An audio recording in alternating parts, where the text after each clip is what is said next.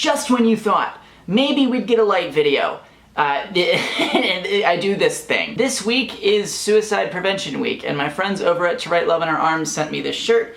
Sent me a lovely, lovely note. If you don't know anything about To Write Love in Our Arms, they're a wonderful organization that I love supporting, and they've been wonderful to me in the past. Their info is in the description. I would love it if you check them out. Tomorrow specifically is Suicide Prevention Day. Tomorrow is September 10th. I don't post on Saturdays. I do post on Fridays, and I wanted to talk about this in a much more personal sense than I typically talk about this kind of stuff. I've been candid over the years about things that I've lived and things that I've gone through because I believe that that my story, my narrative, in order to help make it mean something, I should share it. I should share that because some people find solace in knowing that things that they maybe are going through are similar to somebody who they don't even know on the internet. I think some people get a lot out of that. I also get a lot out of it. The focus of To Write Love in Our Arms campaign right now is this phrase, and so I kept living.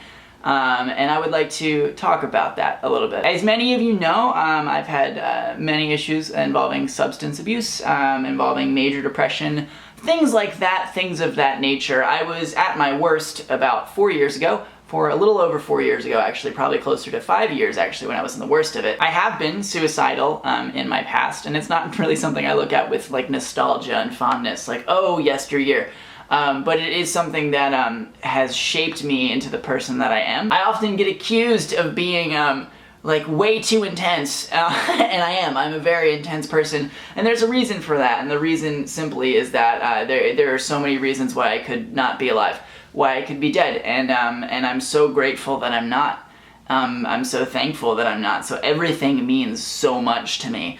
Even seemingly small stuff means so incredibly much to me. During my time in active addiction, I came close to dying a couple of times, and saying that freaks me the F out every single time. It scares me because there were times in which I was okay with that idea, and I sought it out in some ways, and it's so scary to me. This time, 4.5 years ago, I was basically a shell of my former self. I pretty much had lost every friend that I had lost a lot of weight. I was basically just like a walking skeleton. I was miserable. I had no idea who I was and who I wanted, and there only seemed to be one out. There was one out and there was one priority. Something kept me going though, and kept me breathing to the point where I did find myself, and I've built myself a pretty cool life, or at least the shape of a life that I like. I'm heading in a good direction, I think. I know it's often cliche to have people say, think about your family. Think about your future when you're in situations like this, but every single time I would get to a really bad place, I would see the faces of my little sisters, and that kept me from taking that final step. There was another thing though that kept me living, that kept me going, and it was just, I like to describe it as the spark. I've always sort of felt in my life that there's something that I'm gonna have to do, like there's something big that I'm capable of, that I'm ready for, that I'm gonna eventually come into my own, and I will be good at it, and it will be my thing. And I can never really figure out what that thing exactly is, but I like to call it the spark. It's this like little flame that's kind of always been there in my life. And there are times when that flame kind of comes down to like this tiny little flicker, and I forget that it's there, and it's in danger of being put out completely.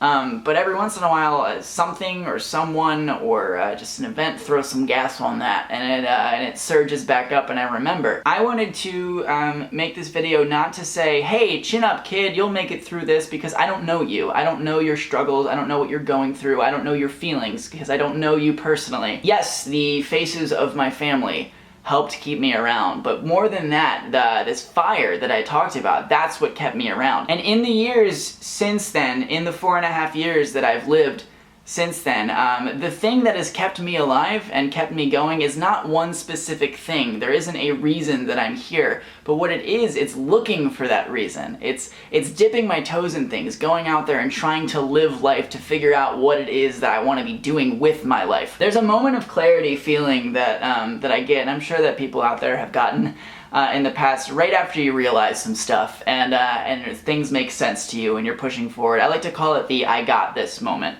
the I got this feeling. And I think for me, that relates to that flicker. It relates to that spark. I want to make people feel that feeling because I believe that feeling is one of the most powerful ones in the world. It can keep people alive. It can keep people pushing just one more day. And sometimes all you need is one more day. And I truly believe that, and it's something that's really important to everything that I do, including YouTube. If you are a person who is in need of help, there are resources out there. To Write Love in Our Arms is one of those. They have info on their website about sources that you can reach. I may not know you personally, I may not be in your situation, but I care about you because you care about me. You're part of my life. In a similar way to I'm part of your life. And that's significant, that's important. That's a long-winded version of why I kept living and why I keep on living, why I'm still pushing forward and figuring stuff out. And yeah, I wanted to make a video about this. One, to acknowledge the amazing nicety of To Write Love in Our Arms. They've been so kind to me over the years, and also just to talk about this because I've kind of shied away from extremely heavy, like directly heavy videos. Because I'm kind of like, people like keep saying you're so intense, but I'm like, you know what, sometimes I am intense, and that's fine, and that's chill, and this is what we do. If you have any stories or messages of support that you want to leave in the comments, or anything like that, anything you want to say at all, I would love to read your thoughts and all of that. I love you guys a lot, and I will see you on Monday. I'm sweating, because I just talked about feelings for a long time. Yeah.